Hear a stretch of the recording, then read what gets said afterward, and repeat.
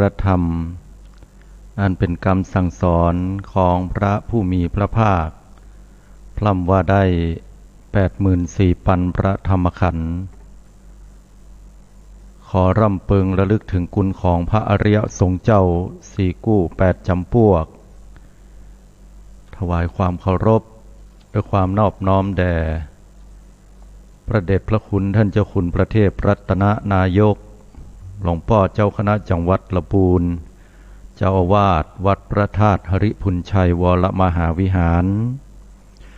ขอถวายความเคารพแด่พระเดชพระคุณพระเทพปริยัติหลวงพ่อเจ้าคณะจังหวัดเชียงใหม่เจ้าอาวาสวัดเจ็ดยอดพระอารามหลวง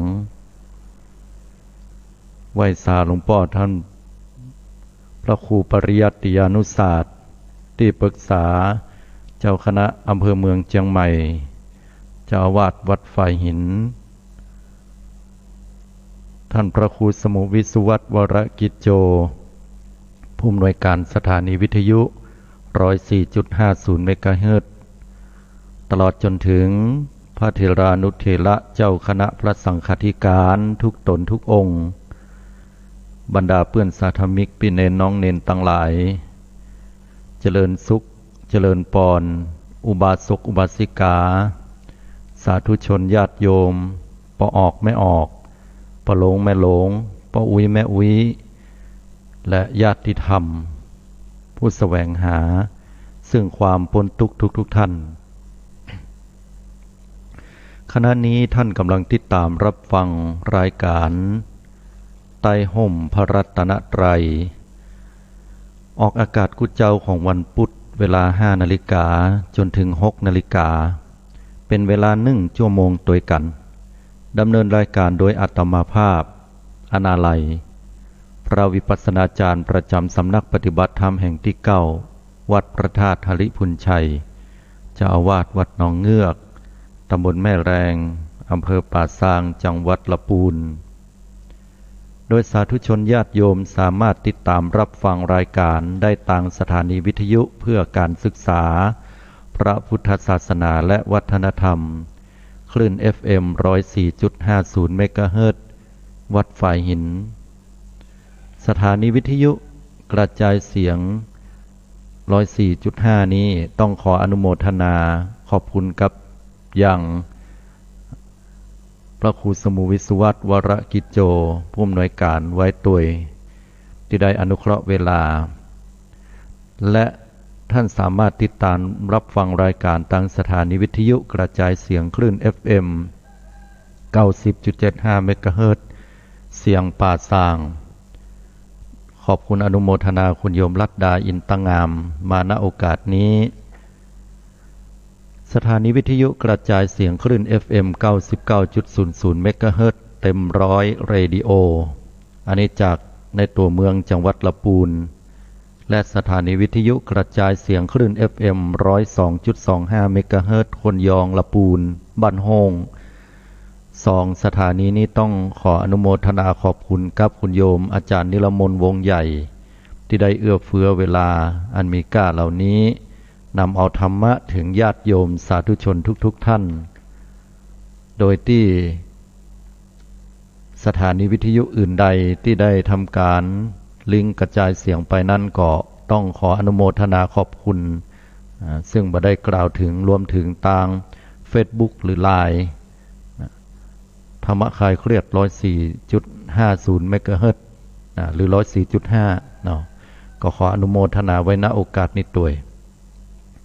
โดยสาธุชนญาติโยมทุกท่านสามารถโทรเข้ามาร่วมในช่วงท้ายรายการได้ที่หมายเลขโทรศัพท์ 096 680 6683 096 680 6683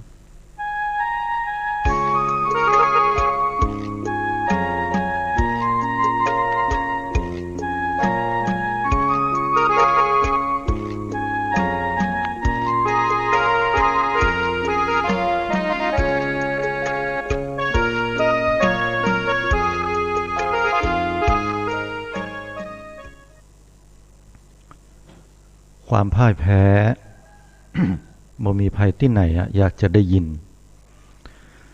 เพราะคำว่าความพ่ายแพ้มันเหมือนเฮาสูญเสียทุกๆสิ่งทุกอย่างไปแล้วความพ่ายแพ้ที่มนุษย์คนเฮาได้รับมันรู้สึกว่าเจ็บปวดบ่มีไผจะถูกตราหน้าว่าเป็นคนที่ขี้แป้หรือภาษาบ้านเฮาฮ้องว่าคนที่ก้านเปิ้นเนี่ยหยังก็ก้านเปิ้นไปแข่งกีฬาก็ก้านเปิ้นบ่เอาไหนแข่งหยังก็บ่ได้เรื่องไปแข่งขันความสวยงามความสะอาดระดับหมู่บ้านระดับอำเภอจังหวัดก็ก้านเปิ้นบอกว่าลูกหลานไปแข่งอะหยังก็ก้านเปิ้นสู้บ่ได้ไปแป้เปิ้นอย่าได้เปิ้นเก่งเหลือเฮาก็ก้านนั่นกะจักลังเตื้อก็ปลอบใจตัวเก่าเฮาก็แป้เปิ้นพ่องนะการเปิ้นพ่องเป็นธรรมดาเนาะความพ่ายแพ้หรือว่าการเปิ้นเนี่ยฟังพอแล้วเนี่ยมันเป็นความเจ็บปวดลึกๆทุกๆคนนั้นจะต้องประสบพบเจอบอกว่าคนใดก็ตามบ่มีภัยที่จะต้องเป็นผู้ชนะหรือว่าแพ้เปิ้นไปหมดความพ่ายแพ้หรือว่าการเปิ้นเนี่ยเป็นสิ่งที่ขมขื่นเจ็บปวดใจยิ่งโดยเฉพาะในเรื่องของความฮักๆใคร่ๆโดยแล้วเนี่ยฝ่ายใดฝ่ายหนึ่งเป็นผู้พ่ายแพ้หรือว่าการแล้วเนี่ยมันดูเหมือนว่าเขาถูกทอดทิ้งทำให้เขารู้สึกเจ็บปวดและคนฮักที่อยู่กู้เคียงกายของเขานั้นจะต้องถูกพัดพรากไปโดยคนแห่งคนหนึ่งหรือคนที่เขาฮักนั้นทอดทิ้งไปโดยที่เขานั้นเหมือนกับผู้พ่ายแพ้ที่คนบ่ต้องการความพ่ายแพ้มันอย่ามาเจ็บปวดเมื่อใดก็ตามญาติโยมทั้งหลายได้การลงสิ่งเหล่านั้นเหมือนกับว่าเขาได้สุดเข่าลงแล้วบ่เหลือแม้แต่ทุกสิ่งทุกอย่างที่จะก้าวต่อไปข้างหน้าเฮามักจะหันข่าวคราวต่างๆยิ่งเป็นเรื่องความฮักๆใคร่ๆแล้วถ้าหากว่าเป็นปัจจัยนั้นเรียกว่าเป็นเรื่องของศักดิ์ศรีโดยทีเดียวมักจะหันว่าเกิดการฆ่ากันตายหรือว่ามีเรื่องทะเลาะเบาะแวงขั้นรุนแรงแต่ถ้าฝ่ายมันยิงแล้วถ้าหากว่าพิษฮักความบ่สมหวังหรือฝ่ายใดฝ่ายใจนั้นได้ทำการเปลี่ยนตัวของคนฮักไปเป็นแห่งคนหนึ่งความพ่ายแพ้เหล่านั้นสตรีก็มักจะมีน้ำตาเป็นเปื้อนปลอบใจที่ดีที่สุดภัยก็บ่อยากได้ยินนะกรรมนี้เป็นกรรมที่เจ็บปวดเหลือเกินแต่ความพ่ายแพ้นั้นคนเฮาก็จะต้องรู้จักกันเหี่ยวห้องบ่มีภัยในโลกใบนี้บ่รู้จักเกิดมาแล้วจะสมหวังได้กล้าชนะหรือว่าแพ้เปิ้นอันเนี้ยมันก็จะยะให้เฮานั้นบ่รู้จักบทเรียนราคาแพง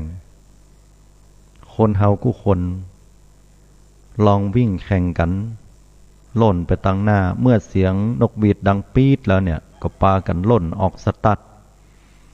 ถ้าไผที่ฝึกมาน้อยหรือว่าร่างกายบ่พร้อมเจ็บป่วยไข้หรือว่าพักผ่อนมาบ่ดีก็อาจจะมีโอกาสเพียงพล้ำการเปิ้นได้วันนี้เฮาเป็นแชมป์เฮารู้สึกมีความสุขที่สุดแต่ณวันหนึ่งเฮาก็อาจจะการคนอื่นได้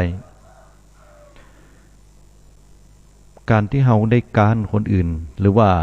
ความพ่ายแพ้หรือว่าการเนี่ยข้อดีมันก็คือเป็นประสบการณ์ทำให้คนเฮาบ่เลิงตัวเก่าบ่ทนงตนบ่คิดว่าเฮานั่นแน่เฮาจะต้องมีวันพ่ายแพ้เพลี่ยงพล้ำพ่องบางครั้งคนเฮาถ้าสมหวังในเรื่องของการแข่งขันนักล้ำไปก็ดูเหมือนว่าจะบ่รู้จักตัวเก่าลืมตัวเก่ากันไปให้หมดความพ่ายแพ้หรือสิ่งที่เฮาต้องการเนี่ยถ้าคนเฮานี่บ่ได้จมปักลักดิ่งมันล้ำไปปาดน้ำตาแล้วสู้ต่อไปด้วยกำลังใจของเฮาคนที่ตกอับ จากเดิมที่บ่เคยจะตกอับด้วยความยากลำบากยามพ่อแม่มีกินขว้างโบะขว้างบะพ่อแม่ตายละเป็นบ่ห้อยน้อยจาเมื่อถึงคราวตกยากลำบากแล้วเนี่ยบ่เคยใจชีวิตอย่างอันเนี่ยจะปวดใจยิ่งนักจะต้องอดมื้อกินมื้อหรือบางอันก็อาจจะกินอาหารที่ตัวเก่าบ่ค่อยชอบแต่ก็ต้องฝืนใจจะต้องอยู่บ้านหลังบ่ใหญ่โตเหมือนเก่าแต่จำใจที่จะต้องอยู่ที่ดินที่ตัวเก่าเคยอยู่เคยอาศัยเคยอาลัยอาวรณ์บ่กองเดินผ่านหรือขี่รถเก่าๆกายไปนี่เป็นที่เก่าของเฮาเนาะปรากฏว่าธนาคารก็ดีหรือคนอื่นนั้นขายไปยึดไปก็ดีมันอย่างมารู้สึกเจ็บปวดใจอะไรอาวรณ์ยิ่งนักเฮาต้องปรับตัวเก่าเฮานักขนาดเหมือนกันบ่มีภัยจะหุ้นพ่ายแพ้หรือสิ้นหวังแต่คนเฮา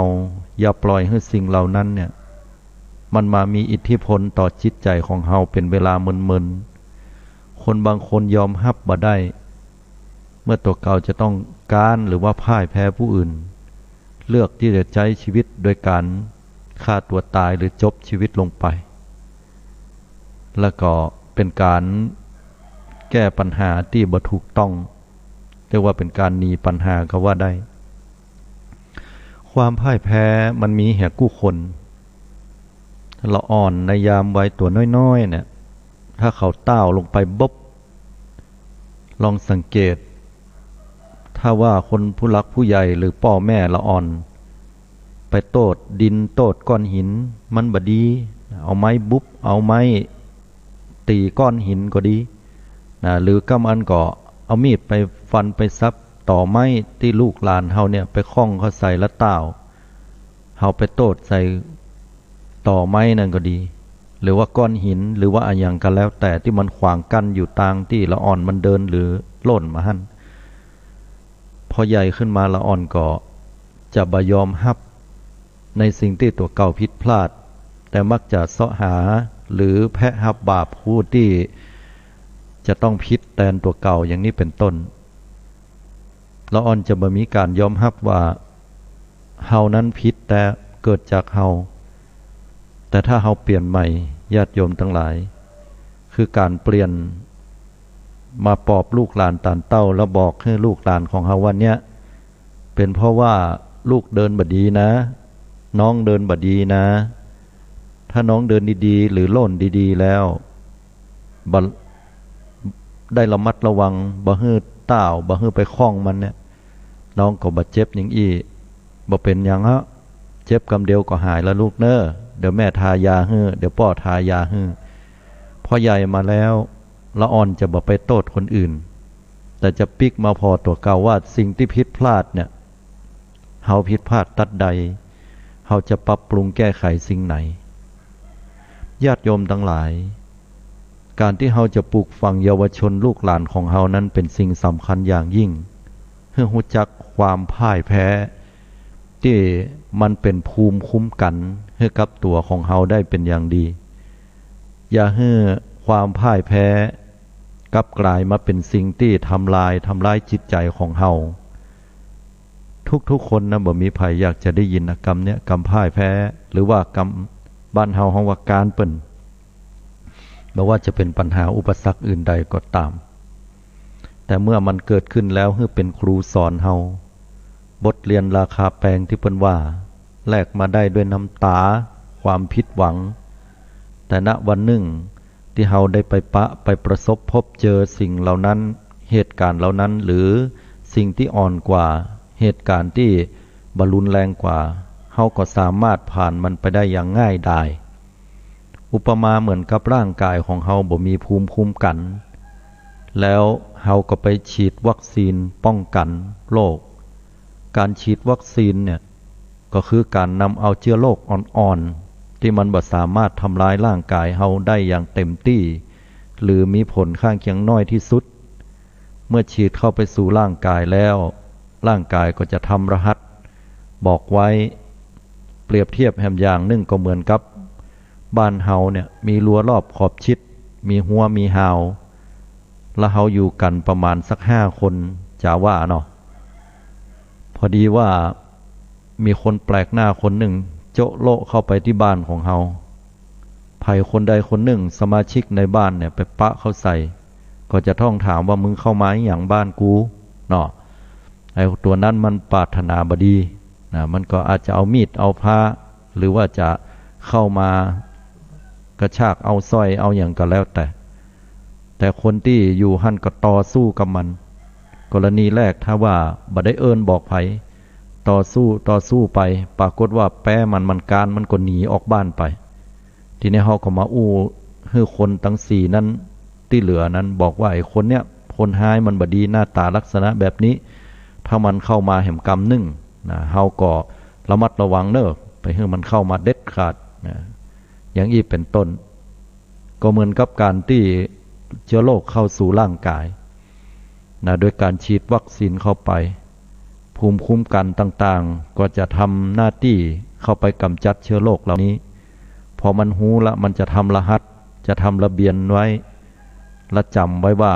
อ้อถ้าเชื้อโรคแบบอี้เข้ามาเนี่ยเราจะต้องช่วยกันฆ่ามันอันนี้คือลักษณะของคำว่าวัคซีนแต่ถ้าคนในบ้านเนี่ยปากันตึงมดตึงมวลแตกตื่นแล้วเข้ามาช่วยกันนะฆ่ามันหรือไล่มันออกไป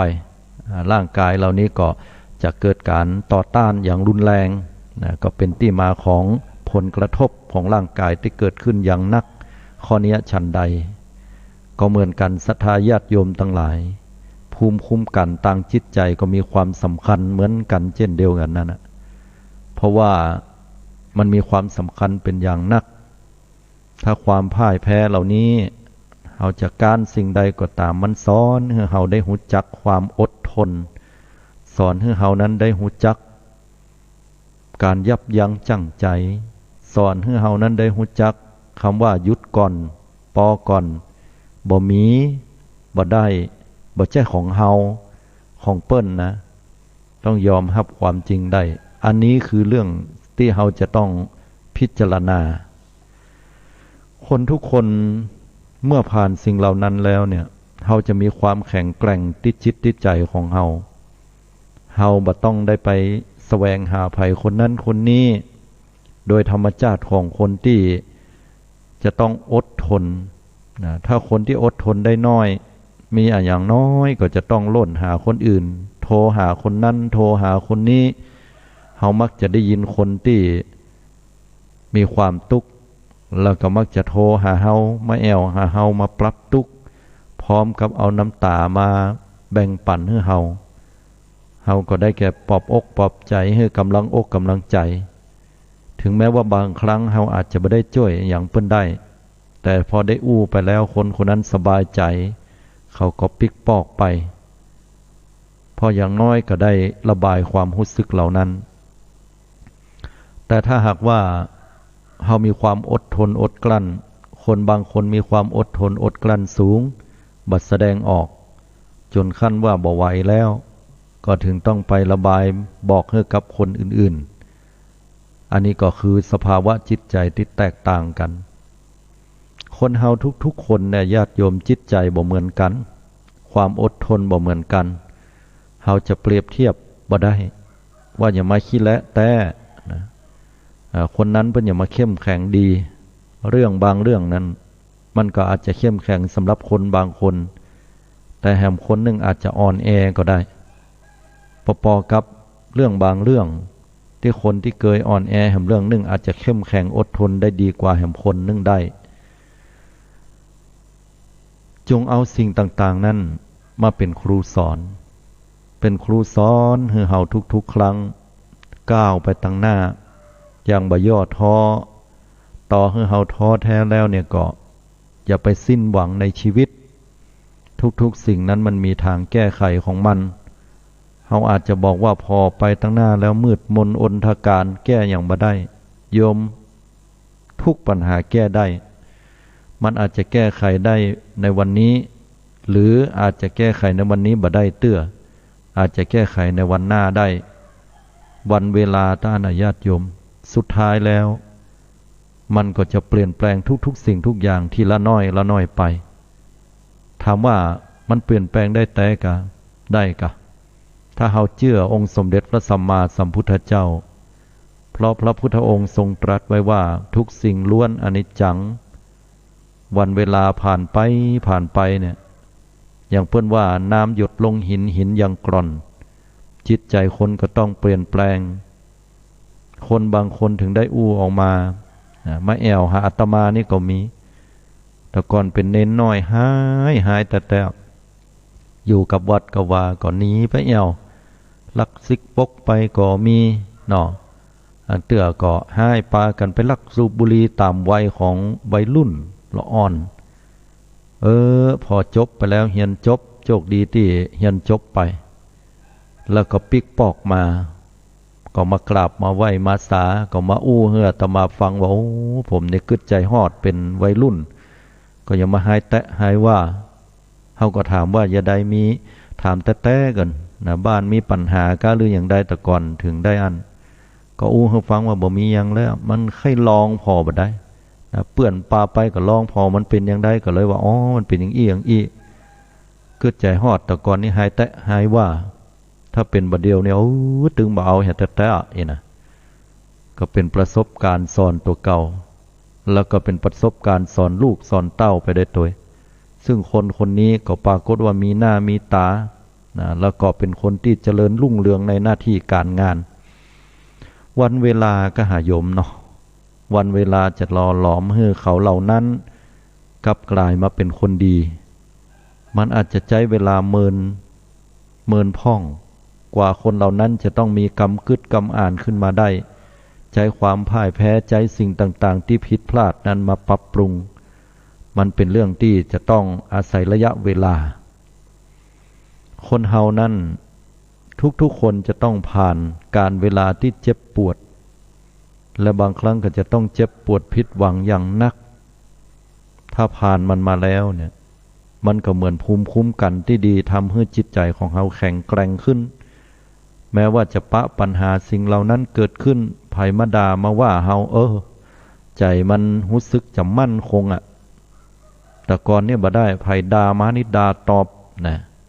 ไม่ต้องด่าแค่ว่าได้ยินคำเล่าเข้าหูมาน้อยเดียวนั่นน่ะบ่ถูกนะด่าตอบไปเลยบ่ฮู้ว่าแต่ก็บ่แต่ก็บ่ฮู้ว่าแต่พอผ่านวันเวลาไปแล้วผ่านประสบการณ์ที่ตัวเก่าจะต้องเจ็บปวดจะต้องพ่ายแพ้พอได้ปะกับเรื่องราวเหตุการณ์หรือกำอู้กำจ่าเหล่านั้นก็รู้สึกสงบนิ่งเยือกเย็นและมีสตินักยิ่งขึ้นญาติโยมทุกท่านแม้ว่าแผลเป็นต่างๆที่เฮาโล่นลงไปแล้วเฮาไปต้าวหัวเข่าถลอกมีแผลอยู่เกิดขึ้นอาจจะมีแผลเป็นน้อยๆแต่ความแข็งแกร่งของกระดูกก็ดีความแข็งแกร่งของจิตใจก็ดีเมื่อเฮาได้ไปปะได้ไปตุบไปต้าวโดนมีดบาดเลยอย่างก็แล้วแต่เฮาก็บ่สะทกสะท้านอย่างนักหนาป่าป้านเหมือนในยามที่ละอ่อนเฮาจะต้องมาให้มาห้องอย่างนั้นนั่นคือสิ่งที่คนเฮาต้องปะสิ่งที่เฮาจะต้องพ่ายแพ้หรือการสิ่งต่างๆนั้นเป็นครูสอนที่ดีแม้ทุกๆวันนี้เฮาจะผ่านเวลามาเป็นคนที่มีอายุได้เป็นกลางคนละบางคนบางท่านก็บ่ายคล้อยอายุได้50-60 ปีบางคนก็เท่าแก่70-80กันบางคนก็เป็น90ก็เหมือนตะวันที่ใกล้จะลาลับจากขอบฟ้าไปบางครั้งเฮาก็ยังปะในสิ่งที่สมหวังพ่องผิดหวังพ่องอะไรอาวรณ์หาลูกหาเต้าแต่เมื่อใดสู่เขาจะปิกปอกมาเขาก็ไปยะการยะงานอะไรอาวรณ์หาแฟนแต่สักวันหนึ่งจะปิกปอกมาบ่ฮู้ว่าจะปิกปอกมาเพียงใด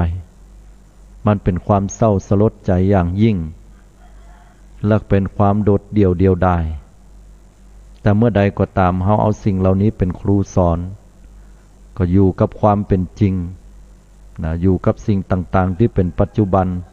ก็บรรเทาความเศร้าโศกเสียใจลงไปได้ ชีวิตคนเฮาจะปะอย่างทำลายสิ่งหลายอย่างและเฮาจะต้องได้ปะกับความสมหวังและผิดหวังอยู่อย่างอี้ตลอดแต่เมื่อใดก็ตามที่จิตใจของเฮาอยู่เหนือสิ่งเหล่านี้ขึ้นไปแห่งขั้นหนึ่งแล้วเนี่ยเฮาจะบ่มีความทุกข์ญาติโยมบอกว่าเฮาจะการมากี่ครั้งก็ตามหรือว่าเฮาจะมีใจได้กี่ครั้งก็ตามเฮาก็จะบ่าเหิมต่อมันเฮาจะบัดเสียใจล้ำไปดีใจล้ำไปเพิ่นว่าการที่เฮาบอกไว้ว่าตราบใดที่เฮายังพอใจในกรรมสรรเสริญเฮาย่อมหวั่นไหวเพราะกรรมนินทาเพิ่นว่าอย่างนั้นฉะนั้นคนเฮาก็ตามเนี่ยอันอย่างที่มันเสียใจเป็นเรื่องผิดหวังเป็นเรื่องที่เฮาจะต้องปะกับความพ่ายแพ้สิ่งที่การเฮาก็จะต้องรู้จักทำใจของเฮาไว้บ่ให้มันตุกนักล้ำไปพิจารณาถึงความบัดเที่ยงแต่แน่นอนนะแม้แต่การแข่งขันเพิ่นยังสอนเฮาไว้รู้แพ้รู้ชนะและที่สำคัญคือหูจักให้อภัยเนี่ยสำคัญเปิ้นถึงต้องว่าแข่งขันกีฬาไปเพื่อหยังคนบางคนเพื่อเหรียญทองเหรียญเงินเหรียญทองแดงเพื่อหน้าเพื่อตาเพื่อชื่อเพื่อเสียงบัดใจญาติโยมสิ่งเหล่านั้นเนี่ยตมาว่าเป็นเพียงแค่เหยื่อล่อหรืออาจจะบอกว่าเป็นผลพลอยได้แม่นเฮาส่งนักกีฬาไปเฮาก็ต้องการชัยชนะแต่ว่าการแข่งขันที่เปิ้นต้องการให้เฮาได้ฮู้แต่คือฮู้จักคำว่ารู้แพ้ก็คือว่าให้เฮาน่ะสอนให้เฮาฮู้จักการเอาละอ่อนยับมาโล่นมาแล่นด้วยกันละอ่อนได้เข้าที่สุดท้ายที่โลก็ให้ฮู้จักว่าเนี่ยการมันเป็นอย่างอี้นะวิทย์ไปเลยแฮมน้อยเดี๋ยวจะต้องสู้ครั้งต่อไปได้ที่2ไปเหี่ยก็ฮู้จักคำว่าการอันเนี้ยเขาเรียกว่ารู้แพ้นะฝึกใจละอ่อนฝึกใจคนใหญ่รู้จักจากการเหี่ยพ่องรู้ชนะหรือบ้านเฮาห้องว่าแพ้เนาะมันใกล้กันหน่อยกับคำว่าแพ้แต่จริงๆคนละกรรมรู้ชนะหรือว่ารู้จักแพ้เนี่ยก็ต้องรู้จักว่าเฮาเป็นผู้ชนะบัดเดี๋ยวนี้เฮาได้เหรียญทองสมหวังดังก้าคือรางวัลชีวิตนะคือความมีความสุขนะความสุขใจอันเกิดจากความบากบั่นมุมานะคนเฮานะมันก็เหมือนกับน้ำที่เพิ่นเอามาหดต้นไม้ในยามหน้าแล้งนะมันเหี่ยวจะตายบัดตายแล่พอได้น้ำแล้วจิตใจมันก็จุ่มจื่นขึ้นมาฉันใดเนี่ยการที่เฮาหูชนะหรือว่าหูจักว่าเฮาแพ้ละน้ำบัดเดียวนี้นะเฮาได้ละก็จะเป็นกำลังใจที่ดี เหนือสิ่งอื่นใดขึ้นไปบอกว่าจะการก็ดีหรือว่าแพ้เนี่ยนะหรือว่าชนะหรือว่าแพ้เปิ้นเนี่ยเฮาก็จะต้องรู้จักการให้อภัยเพราะว่าถ้าคนที่การน่ะนะบ่ยอมที่จะให้อภัยไผจะเข้าตำหาว่ามวยการคนบักการจะเป็นลักษณะไปเนี่ยคือพานกับคนอื่นไปละกันเนี้ยมวยการเชียร์มวยอยู่ดีๆน่ะตีกันตุ๊บตับยกตีนยกมือเปิ้นตีกันพวกในทีวีว่าที่อื่นว่าถ่ายทอดสดมา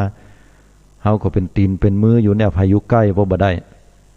เอาไปเอามาเนี่ยดีบ่ดีเนี่ยต้มน้ำต้นวางไว้ทางข้างเนี่ยแตกกันละหาไหนนะถ้วยจานหลายใบก็เมื่อมวยการไปแล้วหรือฟุตบอลมาแข่งกันการ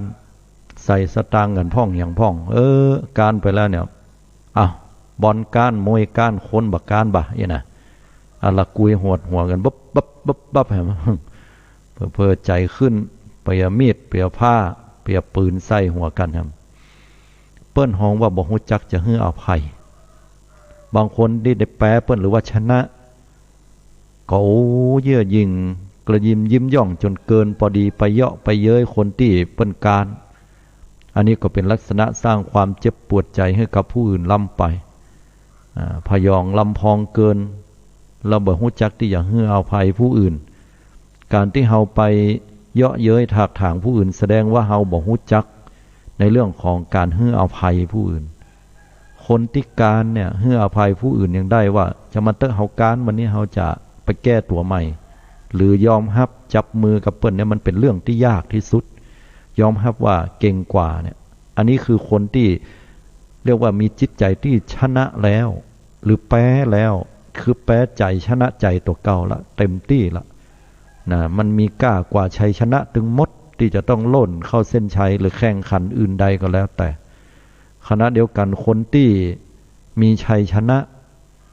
ก็เมื่อหันคนอื่นเป็นการเราควรจะเข้าไปปลอบใจมีน้ำใจนักกีฬาให้กำลังใจเอาใหม่สู้ต่อไปใหม่อาตมาได้เข้า YouTube ละหันความประทับใจอยู่อย่างหนึ่งนักวิ่งนะนักวิ่งจากประเทศอย่างสักประเทศหนึ่งจำมาได้พอดีล่นกันมาในระยะไกลหมื่นเปิ้นห้องไอ้นะเอาล่นกันมาเป็นระยะไกลกันแล้วกันเป็นการวิ่งมาราธอนนะก็ล่นกันมาใกล้จะเข้าเส้นชัยแล้วเนี่ยโอ้ล่นมาตัวเก่านั่นเป็นคนที่ล่นมาทัดที่สองก็พยายามจะไล่ขึ้นมาเพื่อจะได้เป็นที่หนึ่งก็ใกล้จะถึงงั้นเส้นชัยแล้วไอ้คนที่เป็นอันดับที่หนึ่งนะล่นมาก่อนนะจะเข้าเส้นชัยบ่เข้าเส้นชัยแล้ว10 เมตรบ่ได้อุตส่าห์ล่นมากันว่าไก่แตะไก่ว่าปรากฏว่าตีนมันไปสะแม่งเฮียตีนสะแม่งภาษาไทยข้อเท้าแพลงสะแม่งก็ตกหันอุบลงไปเนาะมันซ้ำอิดตัวโอ้เจ็บก็เจ็บพยายามที่จะตะเกียกตะกายลุกก็ยังตกลงไปพยายามที่จะการเข้าไปแหมลืดไปแหมต่างหาก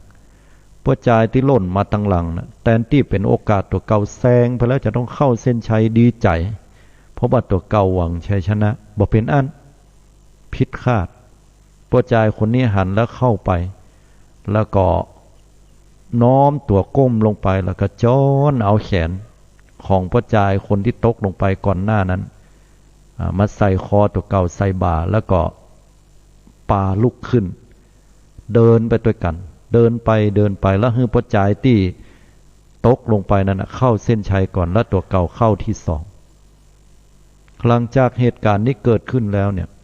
เปิ้นก็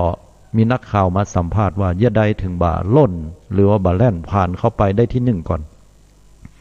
ปัจจัยคนนี้คือสัมภาษณ์อย่างน่าฟังว่าที่แต่แล้วเนี่ยชัยชนะจะต้องเป็นของปัจจัยคนเนี้ยที่ล่นมาก่อนไม่ใช่ของผมต่อให้ผมได้ไปเนี่ยผมก็บอกภูมิใจเพราะว่าเขาเพียรพยายามเหมือนผมเนี่ยแค่ได้ชัยชนะล่นมาก่อนถ้าว่าข้อตีนเนี่ยมันบัดสะแม้งเหี่ยก่อนก็คงได้ที่หนึ่งไปละถูกต้องแล้วผมควรที่จะได้ที่สองต่อให้ผมได้ที่หนึ่งผมก็บอกภูมิใจปรากฏว่าเรื่องราวเหล่านี้เนี่ยกระจายไปทั่วโลกเพราะมันเป็นการแข่งขันมาราธอนระดับโลกได้รับการยกย่องเชิดชูอย่างนักที่สุดซึ่งคนที่ได้เหรียญทองก็ได้แค่เหรียญทองในวันนั้นแต่คนคนนี้ตราตรึงใจคนถึงมาถึงทุกๆวันนี้แม้ว่าเหตุการณ์นั้นจะผ่านมาแล้วถึง7 ปีก็ตามคนยังยกย่องไปพอใน YouTube เมื่อใดหรืออู้ถึงเรื่องนี้เมื่อใดแล้วเนี่ยก็มีความภาคภูมิใจแล้วก็ยกย่องญาติโยมทุกท่านความดีกะการชนะใจตัวเก่ากะถ้าพ่อใจคนเนี้ยที่ได้ที่สองเนี่ยเป็นคนเห็นแก่ตัวเฮียแล้วก็โล่นไปนะจะบาฮับเอาพ่อใจคนแรกนะก็ได้ก็บ่ผิดยังแล้วก็เข้าเส้นชัยเขาก็จะได้แค่เหรียญทองแต่ก็คงบ่มีไผได้ถูกกล่าวถึงทุกๆวันเนี้ยอาจจะได้รับการยกย่องแค่วันนั้น2 วัน3 วันแล้วก็แล้วไปแต่มันบ่ปรากฏเป็นบุคคลที่ฮ้องว่าวีรบุรุษหรือจะฮ้องว่าเป็นบุคคลที่น่ายกย่องเนี่ยมีแห่มหลายๆคนในสังคมเฮานะที่ยังบ่ได้มีโอกาสแสดงออกหรือแสดงออกมาโดยที่เฮาบ่ฮู้เป็นบุคคลเป็นวีรบุรุษเป็นวีรสตรีในใจของคนหลายๆคนแม้ว่าจะเป็นเรื่องราวของการวิ่งแข่งแต่ฮู้แพ้ฮู้ชนะฮู้อภัยอันนี้หายากยิ่งญาติโยมทั้งหลายฉะนั้นคนเฮาเนี่ยในโลกใบนี้เฮาเกิดขึ้นมากันแล้วมันบ่มีอย่างจีรังยั่งยืนอย่างที่เฮาได้มาแล้วเฮาก็มาเสาะหาในชาตินี้เถอะมาเกิดมาเฮาบ่ใช่ว่าเกิดมาแล้วแต่งชุดอย่างใส่สูทออกมาจากท้องพ่อท้องแม่บ่มีโยมเกิดมาแล้วเฮาบ่ใช่เอาหมวกพยาบาลมาตัวเกิดมาแล้วเฮาบ่ใช่ออกมาโดยชุดคลุย เกิดมาแล้วบ่ได้กอดหนังสือกฎหมายออกมาเกิดมาแล้วบ่ได้เอาเสียมเอาขอบกออกมาตัวเหรอเฮาบ่ได้เกิดมาแล้วเอาพักไม้ใส่เครือนะเป็นสัญลักษณ์ของแม่กาออกมามันบ่จิมีแม้แต่เสื้อผ้าติน1ชิ้น1ก็บ่ออกมาตัวมีแต่สายหกเป็นเหียเส้นติดสะดือนะกับแม่เหียเป็นสัญลักษณ์บ่งบอกความสัมพันธ์สายสัมพันธ์ที่ดีสุดท้ายก็ต้องตัดขาดญาติโยมทั้งหลายแล้วเฮามาเสาะหาเอาตังนี้หรอแล้วพอเสาะหาแล้วก็วุ่นวายกันบ่ฮู้แพ้ฮู้ชนะฮู้อภัยให้กันและกันพอหายไปแล้วก็คดเกลียดว่านี่คือของเฮาจะต้องเป็นของเฮามันบ่มีวันจะพลากจากเฮาบางสิ่งบางอย่างที่เฮาจะต้องปะกับชัยชนะก็จะต้องเยาะเย้ยถากถางคนอื่นว่าคนอื่นดูถูกคนอื่นดูหมิ่นคนอื่นสุดท้ายตายไปก็แบมือเฮาบ่มีหยังเลยญาติโยมทั้งหลายเป็นเครื่องบ่งบอกว่าเฮาตายไปแม้แต่เงินสักบาทก็เอาไปบ่ได้เหมือนสัปเหร่อเปิ้นน่ะที่คลิปที่หันน่ะเอาใส่ไปในปากก็มีความหมายว่ามันน่ะตายไปก็เอาไปสักบาทนึงไปบ่ได้แล้วเฮาจะทุกข์อะหยังกับมันก็สมมุติแห่งโลกนิยมอยู่เหนือความสุขความทุกข์ความสมหวังผิดหวังเฮียจิตใจเฮาจะสงบเพราะพระพุทธองค์ตรัสว่าสุขอื่นยิ่งกว่าความสงบไม่มีฉะนั้นถ้าโยมอยากจะมีความสุขที่สุดก็ขอให้โยมมีจิตใจที่สงบระงับจากอาสวะกิเลสความโลภความโกรธความหลงตัณหาความอยากความยินดีพอใจทั้งปวงแล้วจิตสงบแล้วความสุขก็จะเกิดขึ้นแก่จิตใจของเฮาแก่ตัวของเฮาเจริญปอนในวันนี้ตัวโทรเข้ามากันได้ญาติโยม0966806683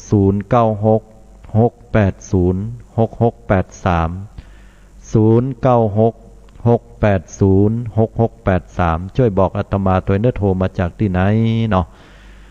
วันนี้ได้ฟังน้ำฟังธรรมฟังการบรรยายแล้วมีความรู้สึกเป็นอย่างไรนะเราได้โทรเข้าหากันนะโทรเข้ามาเป็นกำลังอกกำลังใจกันเนอะนะ0966806683เนาะเป็นที่น่าอนุโมทนากับสาธุชนญาติโยมที่ได้ฟังน้ำฟังธรรมหรือการบรรยาย7909เจริญพรโยม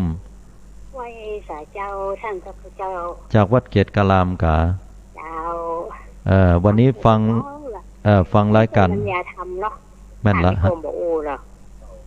ใช่ละเจ้าฟังตั้งแต่อันมาแล้วเจ้าอ๋อวันนี้ฟังอาตมาตั้งแต่5 โมงเจ้ามาเลยเนาะเจ้าก็ชีวิตคนเฮามันมีแปรมีการขึ้นใจดีเจ้าเข้าใจดีเจ้าเราพยายามทำตามที่ท่านว่านะเจ้าแม่นละถ้าเฮาอยู่เหนือเข้ามาเจ้าถ้าเฮาอยู่เหนือความต้องการตึงปวงแล้วเนี่ยเฮาจะมีความสุขอันเกิดจากความสงบนะโยมนะเจ้า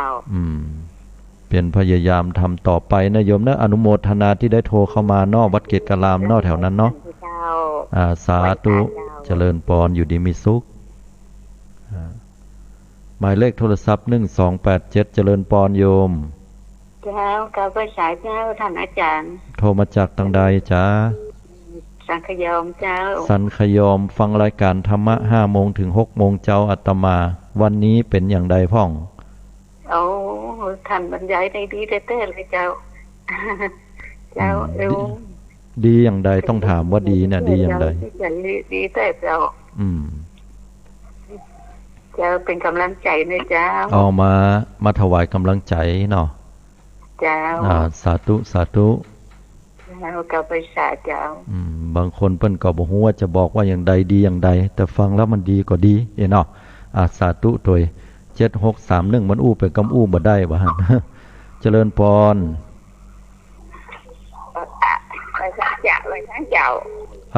โทรมาจากทางใดโทรมาจากดอยสะเก็ดลงเหนือลงใต้นะกะอันนี้เนาะแล้วลงใต้ก่อนนี่มันประพานเจ้าเป็นยอดจำได้ละแม่หลงตีโทรมาเขาติแล้วนะเนาะเจ้าแล้วตื่นอันนี้ยายลืมตื่นวันนึงจะไปวัดเจ้าเลย เป็นออกวันพุธอีกเหรอแม่กำลังโทรหาที่สั่งหน่อยเร็วอ๋อนี่มันแรงออกทั้งก่อบึดมาคำในออกอยู่ประมาณ8 โมงครึ่งถึง10 โมงแม่ลงรับกี่โมงแม่เซลรับกี่โมงก็มาแรงก็อันใหญ่ก็จะเปิดห้องทำกันเดี๋ยวนี้ใหญ่ก็อันทำอาหารอย่าไปใส่บาตรก่อนนอนโอ้อนุโมทนาบุญเนอมันดีเขาใจดีลงอยู่คนเดียวเลยลงอยู่คนเดียวกะเป็นกำลังใจเหอะเนออยู่ดีมีสุขเนอดีเจริญพรกำลังได้ยินเนี่ยพูดแล้วนะกำลังได้ยินพูดแล้วนั่นกะอยู่วัดยังก็วัดน้องเงอกะน้องเงอกตำบุญแม่แรงอำเภอป่าซางจังหวัดลำพูนโควิดหายเรามาแอวเนอแม่ลงเนอเจ้าแต่ป้าโตได้อู่คนยองกันจะหายใจบ่ฮู้ก็ว่านั่นเนาะมันอยู่ที่หมู่เฮาเนาะถ้าว่าเจอกับมันตึงหายมันก็มันอยู่ที่หมู่เฮาได้ช่วยกันเนาะถ้าช่วยกันคนละไม้ละมือโจกดีนะเมืองไทยนี่มีคนช่วยกันหลายมันเหมือนอินเดียเหมือนต่างประเทศเปิ้นเนาะจะได้ก็อยู่ดีมีสุขเนอแม่ลงเนอดูแลสุขภาพตัวเนอหนาพยายามอย่าไปแอวหาเนาะมาเนอยินดีต้อนรับรถยนต์นั่นก็ยาวมาเลยโชคดีสาธุเจ้าโควิดหายแล้วเจอกันเนาะ2315เจริญปอนจากบ้านเจ้าท่านอาจารย์โทรมาจากทางใดเนี่ยหนองบัวประการเจ้าโอ้ยใช้ประการบุญเกินไก่ได้ก็อยู่ฟังในเฟซในไลน์นะเจ้าบุญกรรมบุญจูสาธุอนุโมทนาเฟซไลน์ของไผจ้าในรายการน่ะอย่างนี้เปิ้นแชร์ไปนะเจ้าชื่อรายการอย่างบ่ฮู้เนาะของไผฮู้เนาะของไผบ่ฮู้บ่เป็นหยังขอบคุณอนุโมทนาเปิ้นเนาะไปตั้งใจประการอันนี้ไลฟ์สดกันเนาะถ้าอย่าอันฟังรายการแล้ววันนี้ได้ข้อคิดอย่างพ้องจ้าได้ข้อคิดจะดีเจ้าอย่างที่ท่าน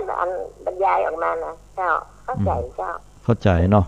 แต่บางเตื้อก็เป็นคำอู้บ่ออกเจ้า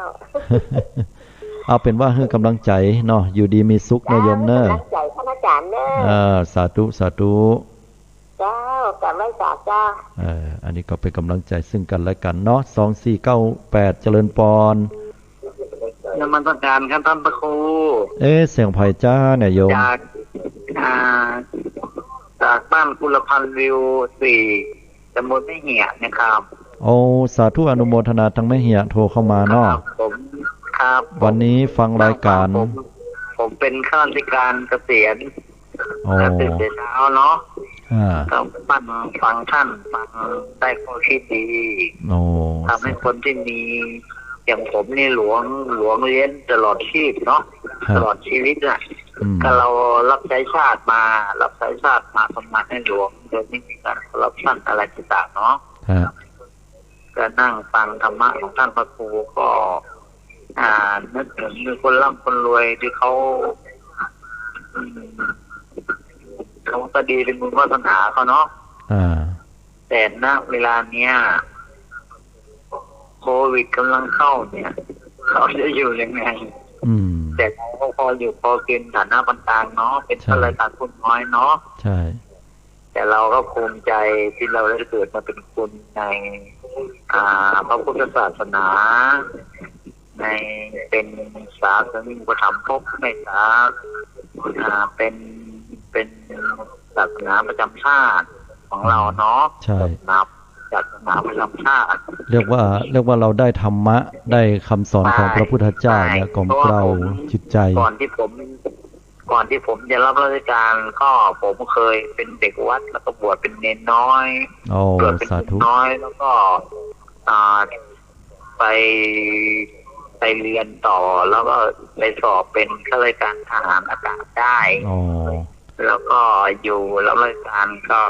เคอรี่มาลาออกมาก็มาซื้อบ้านอยู่ที่กุลพันธ์วิวมาอยู่ที่กุลพันธ์วิวบ้านปลายชีวิตอยู่ตรงวัดต้นปินเนี่ยครับท่านแล้วฟังธรรมะฟังทำรายการธรรมะทุกครั้งนะโยมนะชอบครับเพราะว่าเรามีพื้นฐานอยู่แล้วเนาะเราเคยบวชเคยเรียนมาเนาะชีวิต ชีวิตอยู่กับวัดมาตลอดแต่ไม่ค่อยได้ปฏิบัติกับท่านส่วนใหญ่จะทำงานเนาะแต่ว่า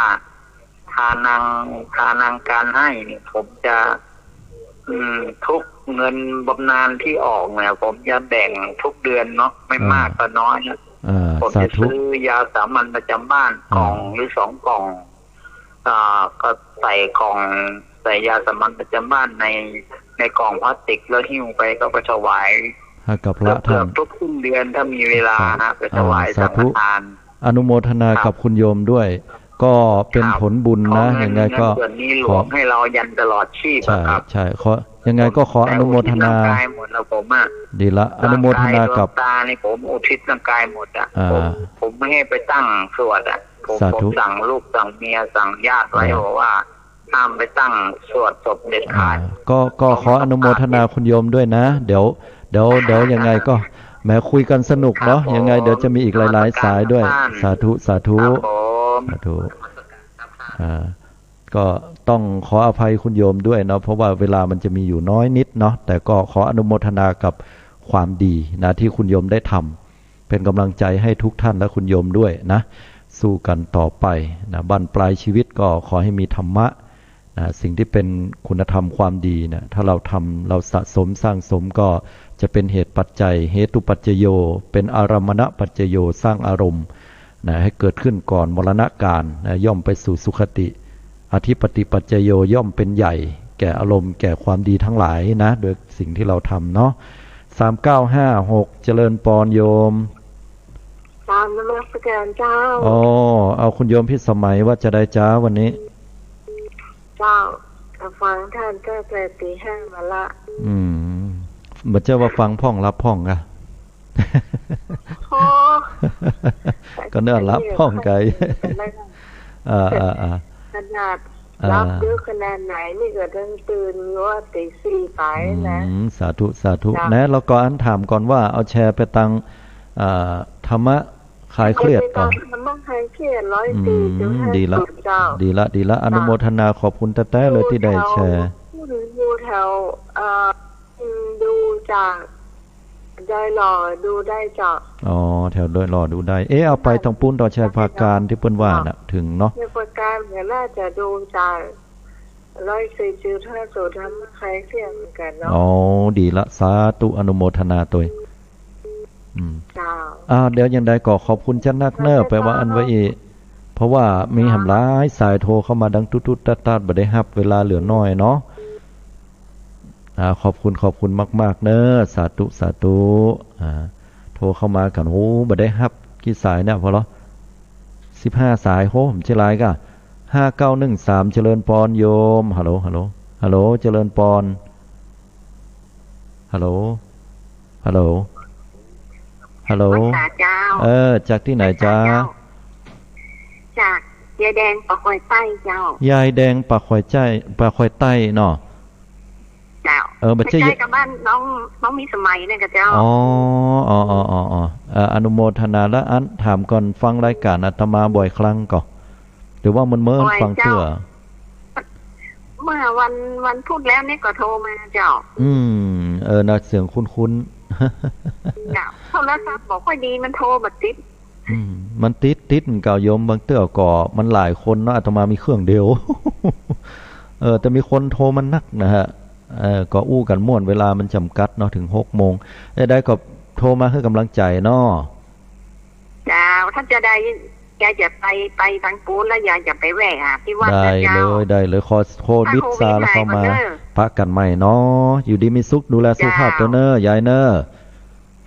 เจริญพรดูแลสุขภาพด้วยเนอะอนุโมทนาสาธุโชคดีเจริญพรมาตลอดเลย3717เจริญปรโยมฮัลโหลจากที่ใดจ้าครับมันเจ้าแจ่มชัดเจนดีนะครับชัดเจนดีเนาะเดี๋ยวก่อนถามก่อนว่าโทรมาจากทางใดเนี่ยโยมมาจากอันบ้าน6 ป่าครับซ้ายเนาะสันซ้ายเนาะบอกบุรีไทยครับสาธุอนุโมทนาตั้งนั้นหนองเงือกมันทำความมีอันพื้นที่สีแดงก้าหนองเงือกประเดี๋ยวนี้จังหวัดลำพูนเพิ่นประกาศให้เป็นสีส้มฮะ ตั้งแต่สายนี่อันตรายน้อยเลยครับอ๋อมีกะครับได้ระวังตัวได้ข้าวสารอ๋ออนุโมทนาตัวยังได้ก็ให้กำลังใจคุณโยมเนอะต่อสู้ต่อไปเนาะปนเคราะห์หายน้ำเนอะปนจากโรคภัยไข้เจ็บกำลังใจเนอะขอบคุณหลายๆเนาะไปลืมฟังแล้วก็โทรกันเข้ามาเนอะสาธุสาธุอันนี้ก็ขอบคุณเนอะตังสันทรายเนาะพี่น้องคณะศรัทธาโทรเข้ากันมาก็ขออนุโมทนาขอบคุณ16-17สายละหันที่บ่ได้รับเวลาก็ไปยังโทรได้อยู่เนอะ0966806683เนาะโทรมาบางคนบ่ได้รับนะต้องขออภัยเพราะว่ามันมีสายต่อเนื่องกันนักนะฮะหรือบางท่านก็ใครเป็นเมินน้องม่วนดีนะแต่ใครเล่าประสบการณ์สิ่งดีๆหลายๆอย่างอันนี้อาตมาขอรับฟังด้วยใจเนาะก็ต้องขออภัยเพราะว่าเวลามีอยู่จำนวนจำกัดเนาะแต่ยังใดก็เปิดโอกาสให้หลายๆท่านได้จัดตักเข้ามานี่เป็นกำลังใจในการจัดนะว่าเขามีความรู้สึกเป็นอย่างไรฟังอยู่เนอนะพอบางครั้งคนจัดเนี่ยบ่ได้หันญาติโยมเนาะฟังกาบ่ฟังกาเนี่ยคนเดียวก็คนเดียวเนี่ยอนุโมทนาบุญกรรมบุญจูอยู่ดีมีสุขทุกท่านเนาะ0966806683นะสิ่งที่ดีๆอยู่ด้วยกันตลอดไปแฮมบึดเมื่อคืนนะไปลืมติดตามรับฟังรายการนะมองข่าวสารผ่านแสงธรรมเราก็จะได้ฟังเกี่ยวกับเรื่องราวต่างๆนะที่นำเอามาจากสื่อนะได้มามาจ้าให้กับศรัทธาญาติโยมเป็นข้อคิดเตือนใจโดยบ่มีวัตถุประสงค์ที่ทำให้ผู้อื่นนั้นต้องเสื่อมเสียชื่อเสียงเสียหน้าเสียตาและเป็นการประณามหย่ำหมิ่นอันใดแต่ว่านำเสนอในรูปแบบของการนำเสนอข่าวของสื่อต่างๆเรามาวิเคราะห์ข่าวโดยการว่า